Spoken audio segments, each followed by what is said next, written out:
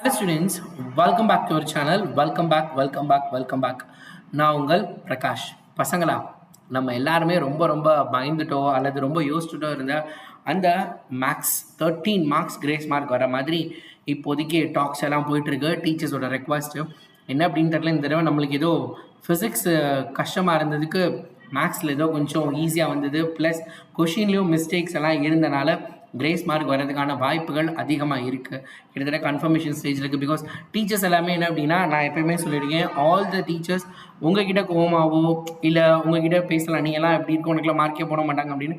But always they speak for the students. So கெமிஸ்ட்ரிக்கு வந்து education டிபார்ட்மெண்ட்டுக்கு அனுப்பின மாதிரி என்ன அப்படின்னா மேக்ஸுக்கும் அனுப்பியிருந்தாங்க. ஸோ அது வந்து okay, we will consider it அப்படிங்கிற மாதிரி சொல்லியிருக்கதான விஷயங்கள் கிடச்சிருக்கு. ஸோ என்னென்ன கொஷின் அப்படிங்கிறத பார்க்கணும்னா, கொஷின் நம்பர் 25.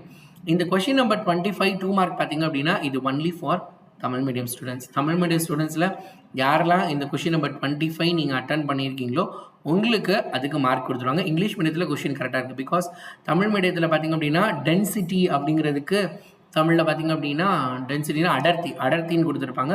இங்கிலீஷ் மீடியத்தில் மாசுங்கிறதா ரைட்டு, நிறைன்னு கொடுத்துருக்கணும். அவங்க டென்சிட்டின்னு கொடுத்துருக்கனால தவறு அப்படின்னு சொல்லியிருக்காங்க. அடுத்து 1 மார்க்கில் கொஷின் நம்பர் 17.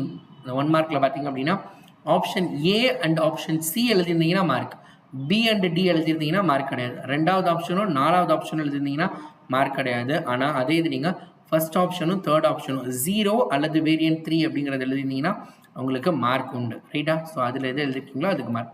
அடுத்து 2 5 மார்க் இருக்குது பசங்களா. இதுதான் எனக்கு பயங்கர ஒரு விஷயமா இருக்குது. பிகாஸ் இந்த 5 மார்க்குக்கு 2க்கும் மார்க் கொடுத்தாங்க அப்படின்னா பயங்கரமாக கட் ஆஃபில் சேஞ்சஸ் இருக்குது. ஏன்னா 10 மார்க் அப்படியே வரப்போகுது. ஏன்னா மேக்ஸ் தான் மிகப்பெரிய ரோல் என்ன அப்படின்னா இன்ஜினியரிங் கட் ஆஃபில். ஸோ அப்போ இது 2 5 மார்க், 45ல் பியும் 47ல் ஏவும். ஸோ ஒரு இதில் வேர்டிங்ஸ் வந்து மிஸ் ஆகிருக்கு. புக்கில் இருக்க வேர்டிங்ஸில் ஒரு சில வார்த்தைகள் பார்த்திங்க அப்படின்னா மிஸ் ஆகி கொடுத்துருக்காங்க. அடுத்து ட்ரூத் டேபிளை பொறுத்த வரைக்கும் பார்த்திங்க அப்படின்னா சிம்பிள் மாற்றி கொடுத்துருக்காங்க. ஸோ அந்த சிம்பிளுக்கு வந்து கொஞ்சம் டவுட்டாக சொல்கிறாங்க. ஏன்னா இந்த புக்கில் அப்படி இருக்குது அப்படின்னு. இப்போ அதை ப்ளேம் பண்ணவும் முடியல. புது புக்கில் ஒரு மாதிரியும் பழைய புக்கில் ஒரு மாதிரி இருக்கும்லாம் சொல்லிட்டு இருக்காங்க. அப்போ இது வந்து கவர்மெண்ட் மேலே மிஸ்டேக் சொல்ல முடியுமா, இல்லை பள்ளிக்கல்வித்துறை மேலே மிஸ்டேக்கா, இல்லை டீச்சர்ஸ்? இது வந்து யாரையுமே நம்ம ப்ளேம் பண்ண முடியாது. பிகாஸ் ரீப்ரிண்ட் ஆன புக்கு தான் எல்லாத்துக்கும் போய் சேர்ந்துருக்கணும். பட் ரீப்ரிண்ட் ஆன புக்கு போய் சேராதனால we cannot say anything. So நம்ம என்ன பண்ண முடியாது, அதை ஷியூராக சொல்ல முடியாது. ஸோ அதனால அந்த ட்ரூத் டேபிளுக்கு ஆனால் டீச்சர்ஸ் ரெக்வஸ்ட் பண்ணிட்டாங்க, நீங்கள் தப்பாக தான் கொடுத்துருக்கீங்க அப்படிங்கிறது. ஏன்னா இந்த தப்பு போனால் ரொம்ப தூரம் போகணும், புக்கில் இருந்து நிறைய விஷயங்கள் போகுது. அதனால் மார்க் கொடுக்கறதுக்கான சான்சஸ் எல்லாத்துக்குமே அதிகமாக இருக்குது.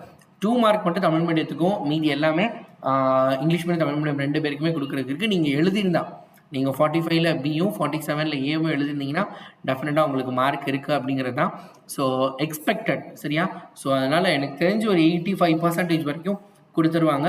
மீதி இருக்க 15% நம்ம டவுட். ஏன்னா April 1 April 2க்கு அப்புறம் கரெக்ஷன் ஸ்டார்ட் பண்ண போகிறாங்க. அப்படி இருக்கப்போ அதுக்கு முன்னாடி ஆன்சர் கீ வரணும். ஸோ டெஃபினட்டாக answer key DG director general of எஜுகேஷன்லேருந்து கொடுக்குறப்ப, கவர்மெண்ட் எஜுகேஷன் டிபார்ட்மெண்ட்டில் கொடுக்குறப்ப அதில் மென்ஷன் ஆகி தான் வந்திருக்கும், இதுக்கு நீங்கள் இப்படி கொடுக்கலாம், இதுக்கு கொடுக்கக்கூடாது அப்படின்னு. So we will see that. So டெஃபினட்டாக வெயிட் பண்ணி பார்க்கலாம். ஸோ கண்டிப்பாக இந்த அப்டேட் உங்களுக்கு ரொம்ப யூஸ்ஃபுல்லாக இருக்கும்னு நினைக்கிறேன். உங்கள் ஃப்ரெண்ட்ஸ் எல்லாருக்கும் மறக்காமல் ஷேர் பண்ணுங்கள். இதே மாதிரி கெமிஸ்ட்ரியில் இருக்கல அதோட அப்டேட்டும் இன்றைக்கி அல்லது நாளைக்கு உங்களுக்கு நான் அப்டேட் பண்ணுறேன். If you can't then who can. உங்களால் முடியாட்டி யாரால முடியும்? தேங்க்யூ பசங்களா. பாய்.